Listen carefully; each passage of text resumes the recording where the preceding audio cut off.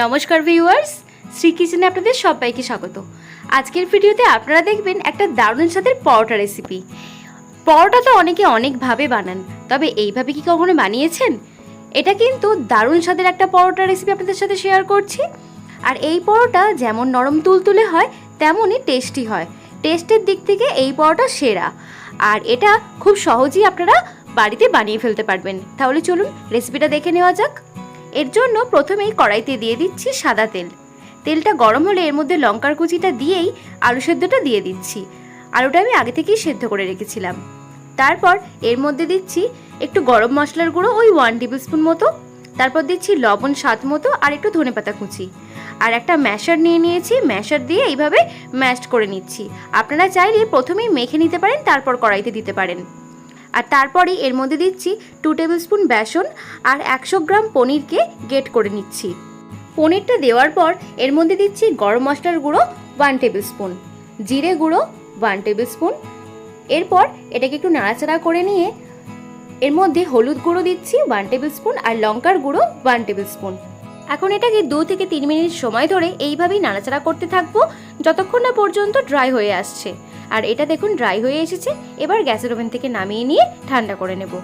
আর এইদিকে নিয়ে নিয়েছি ময়দা। ময়দাটার মধ্যে লবণটা মিশিয়ে দিয়ে ময়ামের জন্য দিয়ে দিচ্ছি তেল। সাদা তেলটা এর মধ্যে দিয়ে ভালো করে মিশিয়ে নিয়েছি।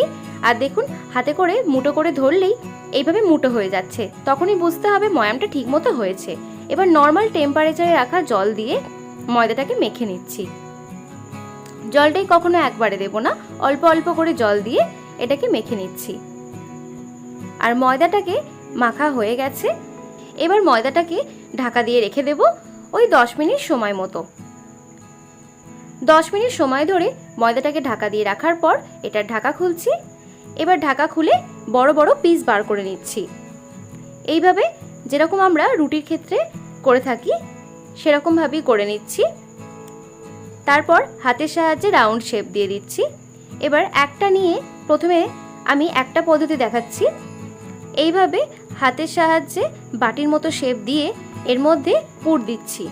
পুরটা দিয়ে এটাকে ভালো করে এইভাবে মুড়ে দিতে হবে যাতে পুরটা বেরিয়ে না যায়। তারপর একটা জায়গায় একটু ময়দা ছড়িয়ে নিচ্ছি। ময়দা ছড়িয়ে এটাকে বেলে নিচ্ছি। এটা দেখাচ্ছি আপনাদের প্রথম পদ্ধতি। এইভাবেও করতে পারেন আপনারা, আর চাইলে অন্যরকমটাও করতে পারেন। দেখুন, আর এই পরোটাটা একটু মোটা হয়, কারণ পাতলা করতে গেলেই পরোটা থেকে পুরটা বেরিয়ে আসবে, তাই একটু মোটা করেই এটাকে বেলে নিয়েছি। আর দেখুন ধারটা দেখে বুঝতেই পাচ্ছেন যে এটা কতটা মোটা রয়েছে। এটা বেলে নেওয়া হয়ে গেছে। এবার আমি আর একটা পদ্ধতি দেখাচ্ছি। প্রথমে একটা পিস নিয়ে হালকা করে একটু বেলে নিতে হবে। বেলে নিয়ে তারপর এর মধ্যে পুরটা দিয়ে এইভাবে মুড়ে দেওয়া হয়ে গেলে এবার এটাকে প্রেস করে দিতে হবে। আর এই প্রেসটা করলে ভিতরের যে পুরটা রয়েছে সেই পুরটা ময়দার মধ্যে আটকে যায়, আর বেলার সময় কোনো রকম অসুবিধা হয় না, পুরটা বেরিয়েও আসে না। আমার মনে হয় এই পদ্ধতিটাই সবথেকে সহজ। দেখুন এইভাবে প্রেস করে নিয়ে এবার ময়দার মধ্যে রেখে এটাকে খুব সহজেই বেলে নিচ্ছি। আর এটাকেও ঠিক আগের মতোই একটু মোটা করে বেলে নিতে হবে, পাতলা বেশি করবেন না। পাতলা করলে কি হয়, ভিতর থেকে পুরটা বেরিয়ে আসার চান্স থাকে। দেখুন এটাও ঠিক একইভাবে বেলে নিয়েছি। আর বাকিটাও এইভাবে বেলে নেওয়া কমপ্লিট হয়ে গেছে। এবার তাওয়াটা বসিয়ে দিয়ে তাওয়ার মধ্যে দিয়ে দিচ্ছি একটু সাদা তেল, 2 টেবিল স্পুন সাদা তেল। এর মধ্যে দিয়ে তেলটা গরম হলেই এর মধ্যে একটা পরোটা রেখে ভেজে নিচ্ছি। আর গ্যাসের ফ্লেম ওই মিডিয়ামে রাখতে হবে। মিডিয়ামে রেখে এইভাবে এটাকে ভেজে নিচ্ছি। দেখুন পরোটাটা কিরকম ফুলছে, দেখে বুঝতেই পাচ্ছেন যে এটা কতটা নরম তুলতুলে হতে পারে। আর এই ভিডিওর ক্ষেত্রে আমার প্রত্যেকটা পরোটাই ফুলেছিল, কিন্তু ভিডিওটা অনেকটা লেন্দি হয়ে যাওয়ার কারণে সবটা দেওয়া সম্ভব হয়নি। আর এই ফোলাটা অনেকটা ময়দাটা মাখাটার উপরে ডিপেন্ড করে। ময়দাটা যদি ঠিকঠাকভাবে মাখা হয় তাহলে প্রত্যেকটা পরোটাই এরকমই ফুলবে। আর এইভাবেই আমি সবকটা পরোটা তৈরি করে নিয়েছি। দেখুন এখানে সবকটা পরোটা তৈরি হয়ে গেছে। আর পরোটাগুলো সবকটা খুবই নরম তুলতুলে হয়েছিল, আর খাওয়ার দিক থেকেও ছিল ভীষণ টেস্টি। আমি এই পরোটার ক্ষেত্রে পেঁয়াজ রসুন ব্যবহার করিনি। পেঁয়াজ রসুন ব্যবহার না করেই এতটা টেস্ট হয়েছিল যে কি বলবো। আপনারা যদি মনে করেন যে পেঁয়াজ রসুন দেবেন তাহলে দিতে পারেন, এটা সম্পূর্ণ অপশনাল।